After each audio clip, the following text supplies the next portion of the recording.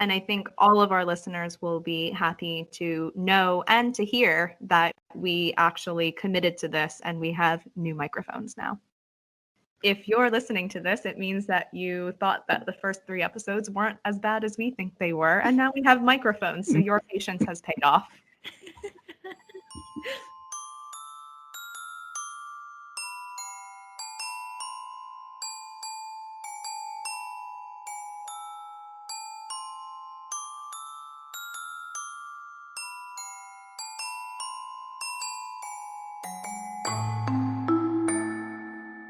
I'm Kate. I'm Callie. We're 2 friends who met in an early modern history MA. Welcome to the Six Queens podcast, where queenship reigns supreme.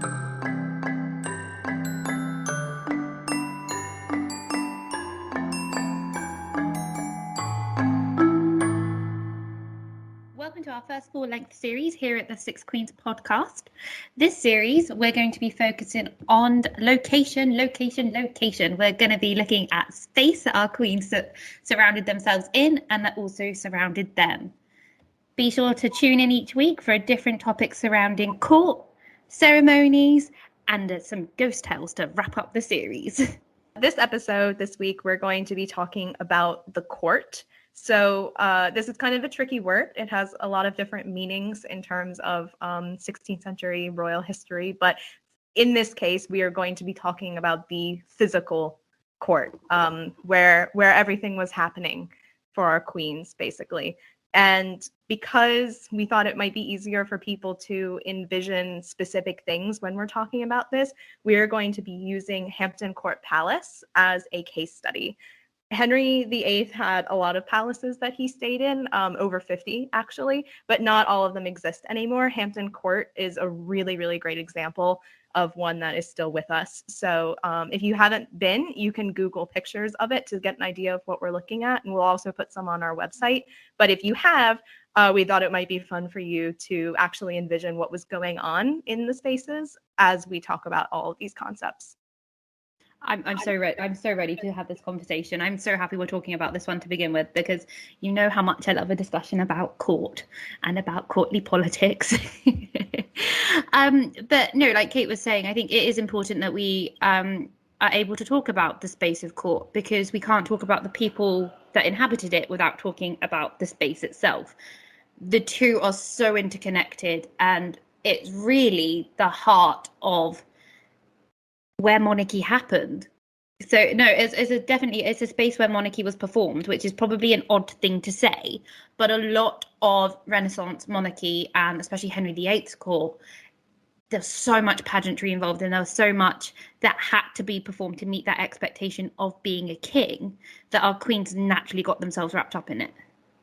Yeah, physical spaces reflect the theoretical concepts that we're going to be talking about. This idea of court as both a group of people and a series of beliefs, or a political machine. The physical space, the rooms at court, the way that the court is physically built reflects all of that. So that's really what we wanted to walk you through, so that later on when we're talking about those things, but in general, when we're talking about events that happened in these spaces, you can get an idea of where it was all happening and how that all ties together with where the queens physically are. Definitely. And I think what is also important when we're talking about the physical space of court is understanding that the space, each space was different. As you kind of got more towards the person of the monarch and more in towards that space where you were interacting with the body of the monarch, those spaces became smaller, they became more intimate. That then is then reflected in the political power people are able to wield. Thinking, just off the top of my head, having that access to a room that someone like Henry or one of his queens was in. When Wolsey finally realized his fall from grace was coming, it's because he was barred access to a room that Henry was in. So what we need to be able to do is kind of start associating the person and the place together. I'm going to kick off our discussion by filling in a few historical details for people who might not know. we talked about how we're going to use Hampton Court as a case study. So I just wanted to talk a little bit about Hampton Court and the different palaces in general. As I said, Henry moved between palaces a lot. He had a lot of them, and a lot of them were really big centers of power in and around London. The one that he tends to be at the most, I think, is Whitehall, which isn't there. It doesn't exist anymore, but it's where Westminster and the government buildings are in London today. The road is still called Whitehall. There was also another one, Greenwich, which you can see the site of. It's where the Royal Naval College is today in Greenwich in London. There was also Richmond, right outside of London, and Hampton Court, which is also outside of London. You're getting the gist here. They tend to be close enough to the city, but far enough away that you're not in the city proper. They all, even though they were different, they all tended to be built in the same way, following the same pattern. So we're using Hampton Court as an example because we know that all of the different palaces followed the same kind of structure. So just so you can get the idea of where we are. Hampton Court itself was actually not built by Henry, though. He acquired it. It was built between 1514 and 1515 by Cardinal Wolsey, who was the Lord Chancellor and Henry's right-hand man for a while. He built himself a really grand country residence that actually rivaled any place that the king stayed in.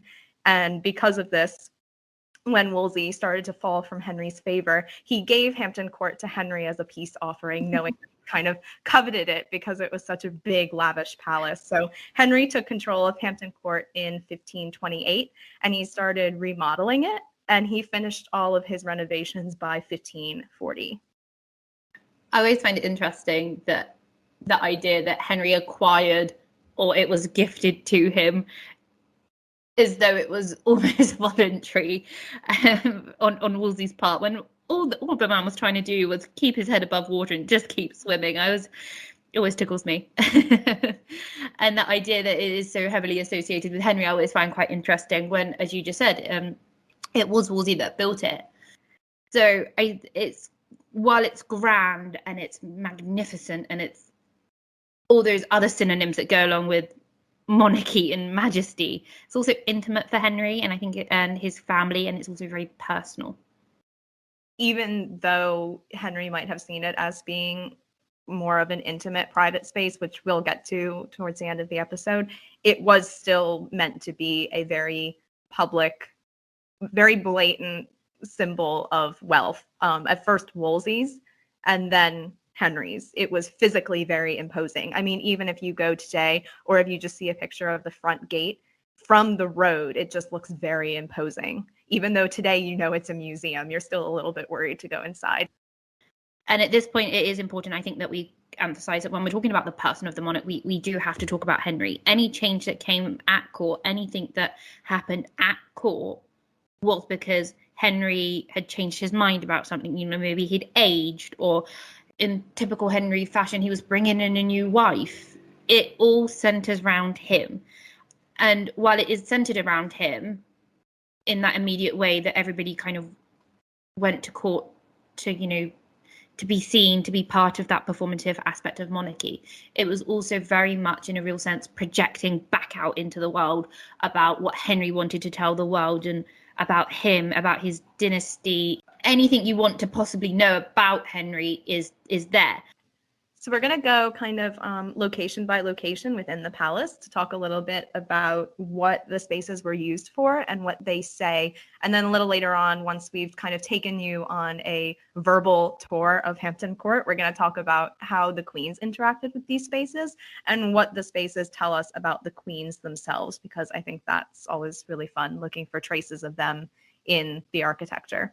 So first up, we're gonna go to the sort of crown jewel of Hampton Court, which is the Great Hall. If you have never been here before, it is a magnificent space, both as a 21st century visitor to Hampton Court, but at the time it was supposed to inspire awe in the people who went in. It's this large room used for banquets. It has a gorgeous high beam ceiling. It's a wonderful space. It absolutely is. And kind of as you were talking about it, you know, just creating that image of what it looked like in my mind. It's just so Brilliant. What I find interesting about that space, as you say, it was a space that people gathered in, but to be seen, but then also to see Henry and his queens, which is important. But it's also a space to intimidate, I think. You're meant to be, kind of standing there gushing over his brilliance and his wealth and everything else he's achieved, but also remembering very clearly this is a man of means, this is a man of power, and he's not playing around. No, this is the ceremonial space of court. This is the go-to place where all of the big, very public events are happening. And when we say public, we don't necessarily mean that these spaces were available to everyone, just everyone at court, in terms of the courtiers and the entourage that were there. But this is a space where everyone could go, as you said, to get a glimpse of the king and the queen. They were on show here. This is where they put on their masks, and this is where they were the king and the queen, like with capital letters. This is the whatever persona they had created for themselves. This is where it was on full display, and they could really be seen as icons rather than actual people. I kind of want to pick back up on that idea that you just mentioned about the king and the queen wearing masks and that performative aspect, and I suppose it is one we'll return to later, but because Henry himself and his queens also performed in masks and in pageants and things like that, and he absolutely loved them. If ever I think there was a drama queen, it was Henry. He loved it. But I think within that, what we need to remember, it was a space where he was entertained by the people that were there, so musicians, poets, and things like that he also entertained. Yeah, performative in so many ways, but he himself was part of that. So even if he wasn't necessarily the one who's reciting the poetry or playing the music or dancing in the masks, he was watching them, and he was there to be seen. This was the place at court where everything you did, even if you weren't the king or the queen, even if you were just there as a courtier, everything you do is being watched by somebody. And this is really neatly exemplified in the Hampton Court Great Hall by the eavesdroppers. There are these little carvings in the beams of the ceiling of people leaning down over the rafters of the roof, and they are listening to everything that you say. This idea that everything that happens in the Great Hall is being observed by somebody. And so everything you do as a queen, sitting up there on the dais watching people dance, you're being watched. Because I think that feeds it, that physical space of court and people being there to be seen, being watched, everything all comes together and makes it an extremely volatile and dangerous place to be. Especially, if we're thinking of people like Anne Boleyn, for example, and Catherine Parr, people who had known enemies at court and made themselves very known and very visible. Everything those queens did, every step they took, it was seen, it was talked about. And not just at the English court either. No, because that would make life easy. Like abroad as well. The Great Hall wasn't the only place where this was happening either. There were a lot of different places at the palaces where you would have to kind of watch your footing, and you needed to be careful about what you were doing. But in terms of the revelry and the celebration, it wasn't just in the Great Hall. A lot of spaces at Hampton Court attests to just how many places there were for the men, especially for Henry, to show off. So the one that comes to mind at Hampton Court is the fabulous tennis court that they have, where Henry himself would play tennis and show off just how athletic he was. Because who doesn't love a kingly display of sporting prowess? It wasn't just the tennis courts that were there either. You had the tilt yards, the hawking, the archery. So it was a place to perform politics and, invite certain people to go and watch you play. I'm thinking especially about hawking and him, the bond that him and Cromwell then kind of shared over hawking and things like that. But it was also a place where you could be alone, but also surrounded by people. And I think that's one of the fabulous contradictions of the Tudor dynasty as a whole, is that contradictions at court. You go to be seen, but you also go to be alone. But you're never really alone because you've always got someone with you. Yeah, everything you do at court has some political purpose, whether it's being alone or being surrounded by 5 people or being surrounded by 500 people. Everything has a political purpose. Every space built into Hampton Court served a political purpose because the king and the queen inherently themselves were political beings. There was nothing that could be private about them because they were the sort of physical manifestations of the country and the government. So everything that they did at Hampton Court was for a reason. It was being observed by somebody to explain a different thing, whether it's Henry showing how sportly and agile he was on the tennis court, or the queen making a show of how demure and wifely she was at dinner in the Great Hall. That's true, as you say, it is true of all aspects. And I think that kind of brings us neatly on to places like the watching chamber. Yeah, so the watching chamber is the term for the room where, it's pretty self-explanatory. It's where you watched out for the king. And at Hampton Court, it is the large room right off of the Great Hall, but it's a room that connected the royal apartments to the area around the royal chapel, the Chapel Royale, actually. So it was literally the hallway, basically, that Henry used to get from one place to the other. So if you're standing there, if you're a courtier, you're there because you need to talk to the king about something. You want to pick his ear, or you want to make a proposition, do some business, and you have, 30 seconds to catch his attention between the time that he walks out from the royal apartments and he crosses the room to get to the chapel. And maybe he'll come back that way and you'll get lucky. But what springs to mind for me is if anyone has seen the miniseries that they did of Wolf Hall, Hilary Mantel's book Wolf Hall, there are some great scenes. Thomas Cromwell is standing around waiting to get the king's attention, and it's a waiting room. It's just a bunch of guys standing around thinking maybe at some point the king will walk through, and if he does, then they have 30 seconds to really make an impression and get his attention. That's really the purpose of the whole room. And that's the difference between, as we've seen with some people being, noted in a history book and not that they were aware of that fact, but the significance of it was incredible. It's just sort of odd to me when you think about it from not their perspective. So I think when we look at the watching chamber, we tend to think of it from the perspective of the people who are doing the watching. It's interesting to think of it from the perspective of Henry or from the queens who are doing the walking through the chamber, just because from their perspective, they're going about their daily routine. They're walking from their apartment to go pray. It was just what they did every day. And yet it meant so much to the people. It speaks to this, what we keep coming back to, this performative aspect of court, is the idea that Henry and his queens are doing this because it's their daily routine, and yet it means so much more to all the people who are surrounding them. I think what it also does is it kind of reiterates that point that we were making, that the power and the prestige of the monarch is built into the architecture of the court. And I don't think that's a point that, we can downplay. They reflect each other for a reason. Nothing at court is accidental. The way it's designed, the paths that people take, the way that masks are performed are all there to signify a message, and it is all deliberate and honestly incredibly fascinating and incredibly clever.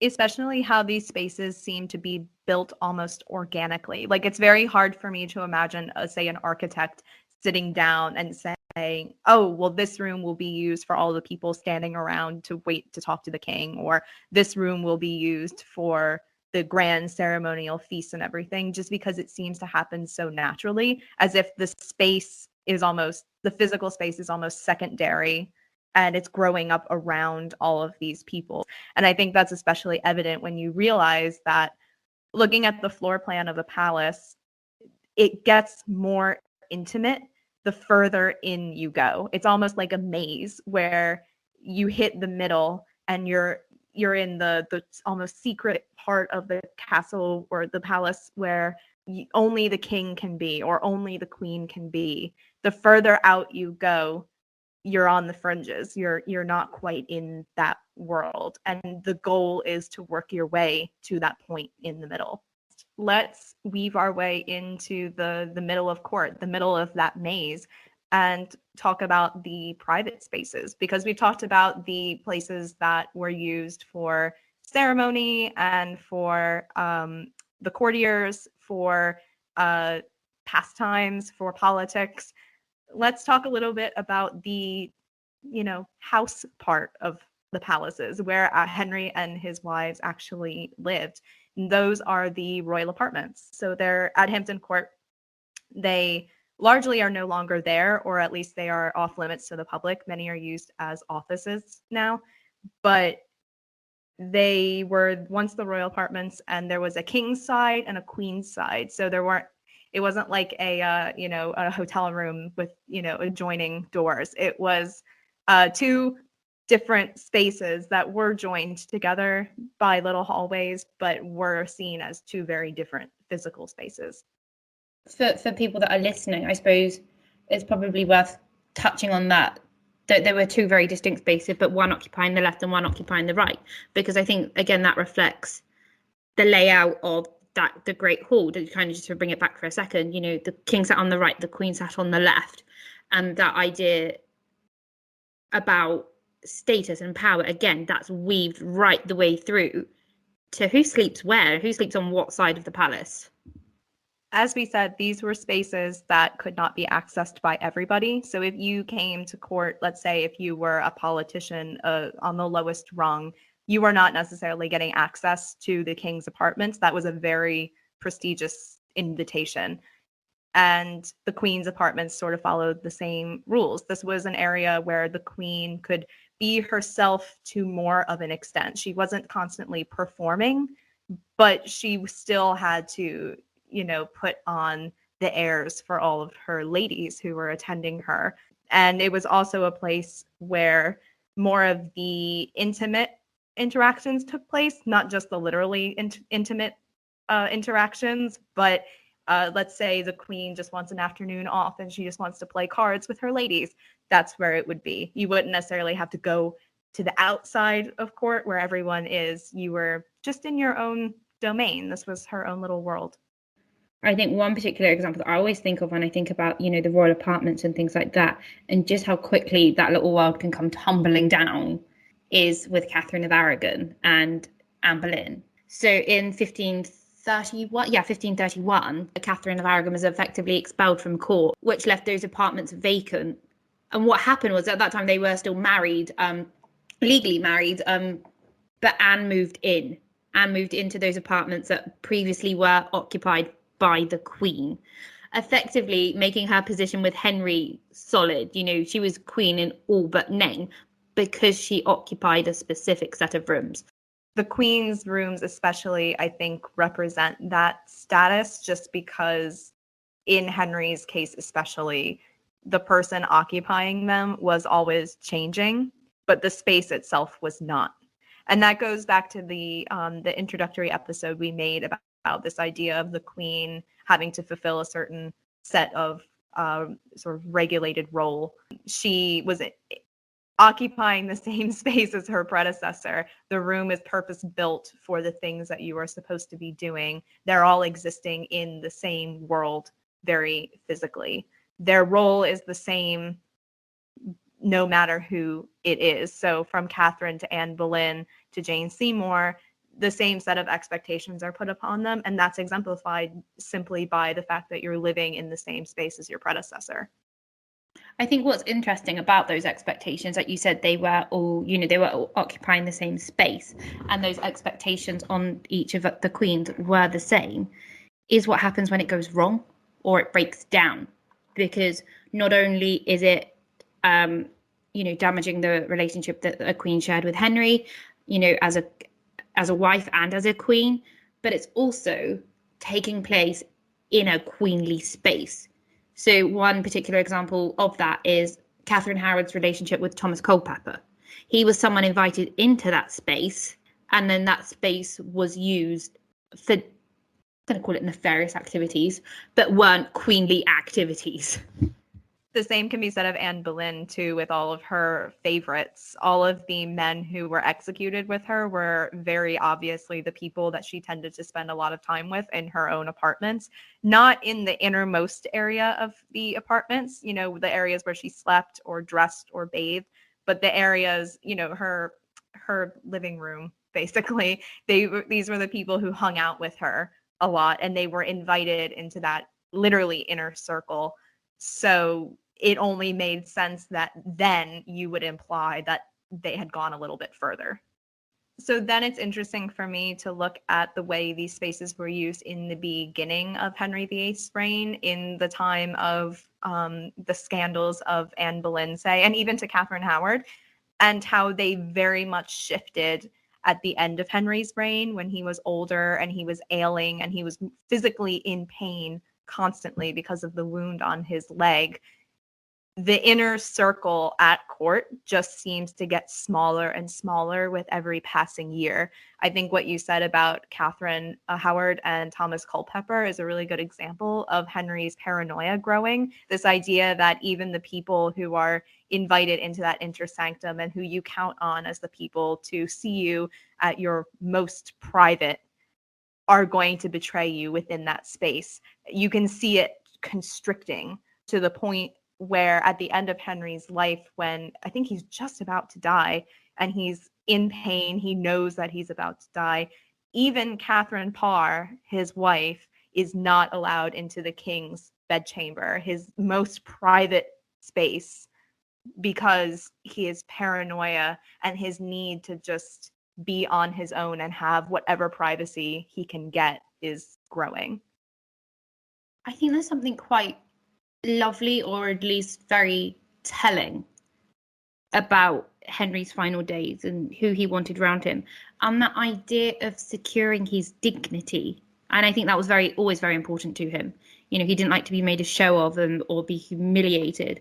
And I think as well, like within his final days, he was overweight. He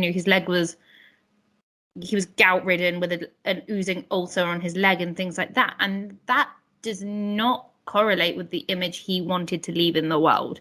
And I think that's very important, then, who he chose to share that with and who he chose to occupy that space. As you said, Catherine Parr wasn't allowed within that, which is interesting in and of itself, and I'm sure we'll pick back up a bit on a later episode. So as you walk around Hampton Court, it's interesting to think that you start out in the public rooms and the highlights. The Great Hall is a great place to take a picture, and it's you've been to Hampton Court if you've taken this really nice picture of the Great Hall. But the spaces now that are unseen, whether because they've been destroyed or because they're private offices now, those are the places that we as tourists aren't able to go, because those are the most intimate spaces of court. It's this idea of the court getting smaller and smaller the more notable you are. And then also at the heart of it is the idea of public and private, whether or not the king and the queen, especially our queens, are ever able to really be private. Because even though the further you get in, the more you retreat into the palace, the more alone you are. You're never truly alone, because the court is built for performance.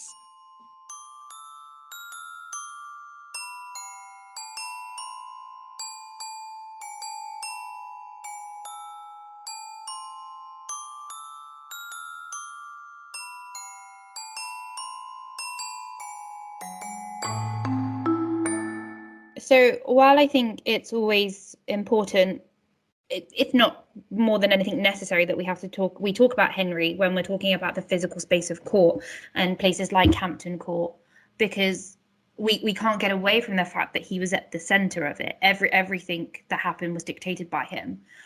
It's probably at this point now that we can turn our attention to our queens and how they interacted with the space, because I think for a lot of the time it's easy for them to get lost in it, and we can't see the impact they had on the space. And I think that's a little bit sad, really, that sometimes we miss them, and they're there, but because they don't have that same sort of prowess as Henry, we don't necessarily talk about them so much. So I know one thing that you're quite passionate about is what you effectively call the ahas. So do you want to tell us a little bit about that? Yes, this is a bit of I Spy for you whenever you're at a Tudor built palace. What I call the ha-has are the entwined initials of Henry and Anne, the most famous example of which is still at Hampton Court. It is in the wall, I think the screen of the Great Hall. And it was the Great Hall was being completed at the time when Henry was very publicly declaring his love for Anne to legitimize her claim to queenship. So their entwined initials were a symbol of their love, but also a symbol of their partnership. And yet they had to be removed after Anne was very publicly executed for cheating on Henry. So only one remains, and it is at Hampton Court. So I'm sure if you go, whoever is there will love to point it out to you because it's a really fun thing. But the other ha-ha is actually seen at St. James's Palace, which still exists. You cannot go there. It is still a royal residence today. But in the chapel at St. James's Palace, which was sort of decorated in honor of Anne of Cleves, there is another ha-ha. It's just a different Anne than the one at Hampton Court. I think that's a really nice way to start when we're thinking about their impact and their kind of, for want of a better word, stamp on the physical space that they occupy, because it's very simple and it's very a physical stamp. Literally. But I think in many ways it does that simple job of court of, who the boss is, like, who his wife is, and effectively they are the power couple that are going to be dominating your day-to-day life. Let's not at any point forget that. And I think it goes back to that subtle reinforcement of everything is planned, everything is meticulous in its detail. There's something quite intimate about it too, though. I think it does the double duty of being the reminder of who's in charge, but it's also very intimate, I think, in the way that going into somebody's house and seeing their family pictures on the wall evokes that sense of ownership, but not in a powerful, dominant kind of way. I think especially the H and the A entwined is a symbol of love and partnership in a way that is not overtly, to me, power hungry. It's just sort of this is a space for us. This palace is where we live, and this is where we have fun, and we are with the people who are in our circle. I don't know. I think you're right. I think it is overtly a power symbol, but I also think that there's something intimate about those particular stamps too. Well, I think as well, when you're aware of Henry and Anne's love story and the struggles they face to find one another and to be together, I think it really speaks to that idea of it being intimate and loving. As you said, it is very endearing and it is very just simple. It's there, and as you say, it isn't overpowering.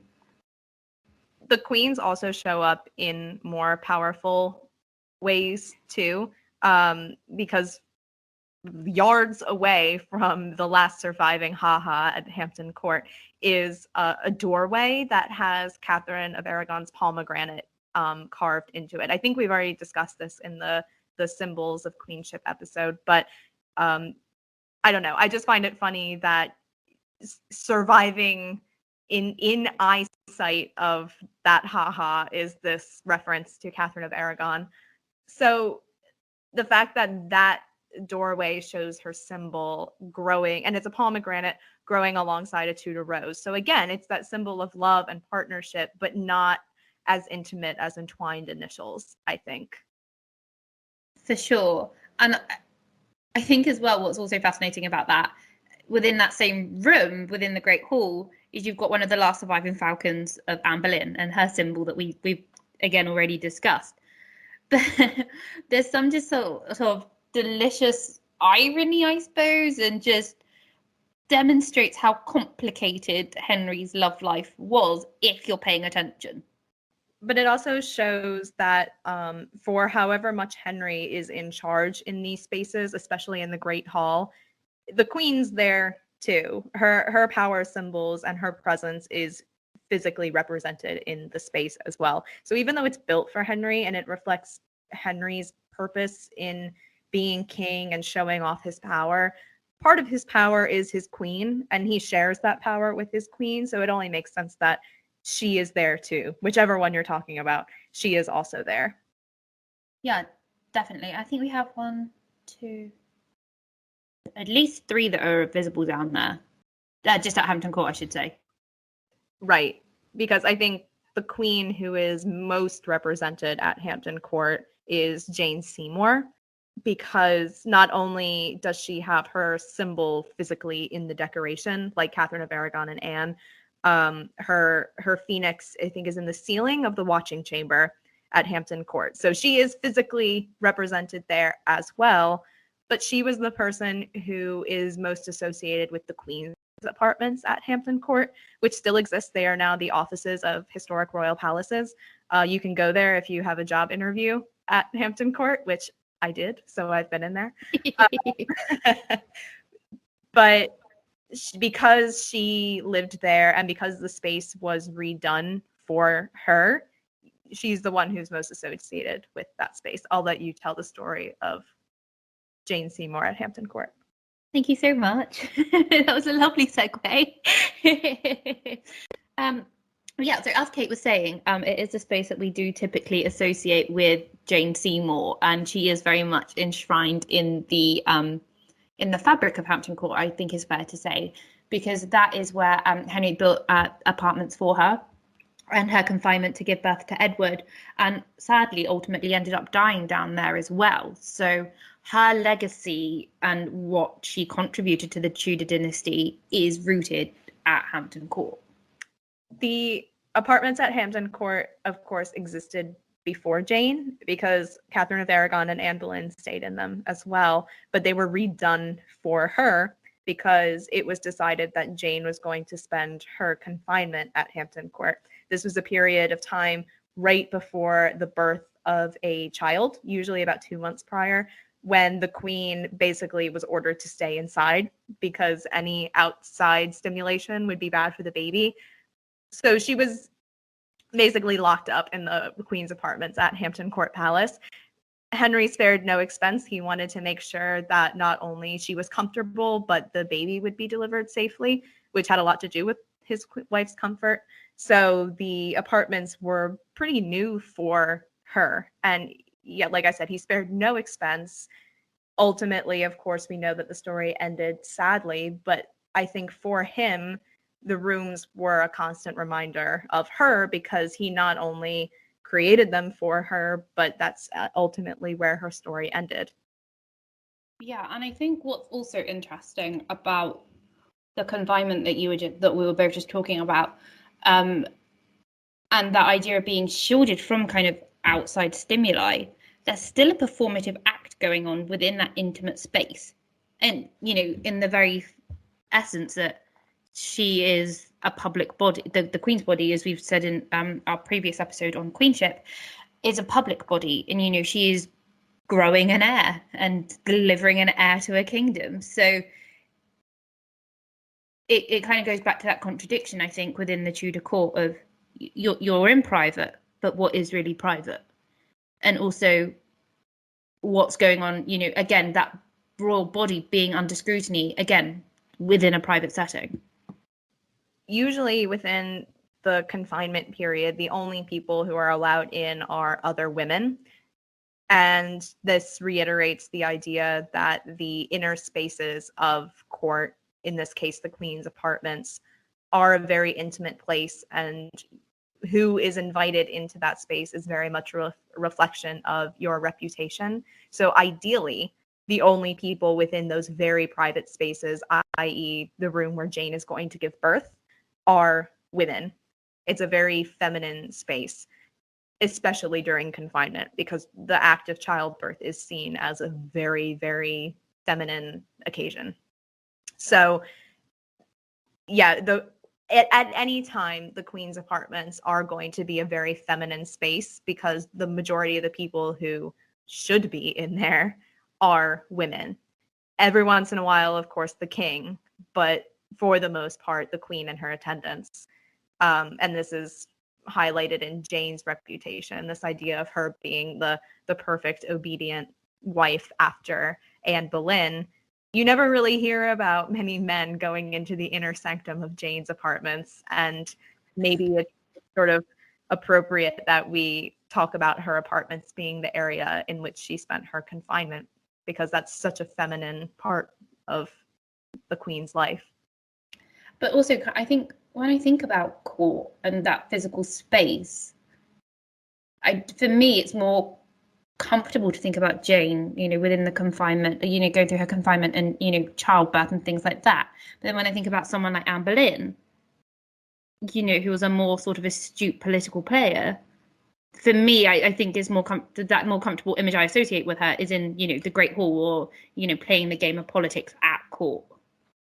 Though the game of politics, I think, could be played within the Queen's apartments, because I'm thinking about Catherine Parr at the end of Henry's reign having these prayer circles, for lack of a better term, within her private apartments. She would invite in people who she knew also had reformed religious beliefs, and they would discuss things in her chamber. And this put her in trouble a few times, because word got out that she was doing it. But to me, that's the most concrete example of a queen using her own space to further her own ambition. In this case, it's not necessarily ambition on Catherine's part, but it's something that she was deeply passionate about, and she was trying to use her platform to spread the word. Yeah, and I think within that as well, it prompts a really lovely discussion about the Queen's making court, the kind of physical space of court, their own. They brought in their own people, they used their apartments in different ways and things like that, and which then prompted maybe different relationships with different people. And it's quite interesting to see them navigate this really complex physical structure, at like the actual space, but then also we can see them weaving through it the best that they can, and, not only surviving, but in some cases thriving as well.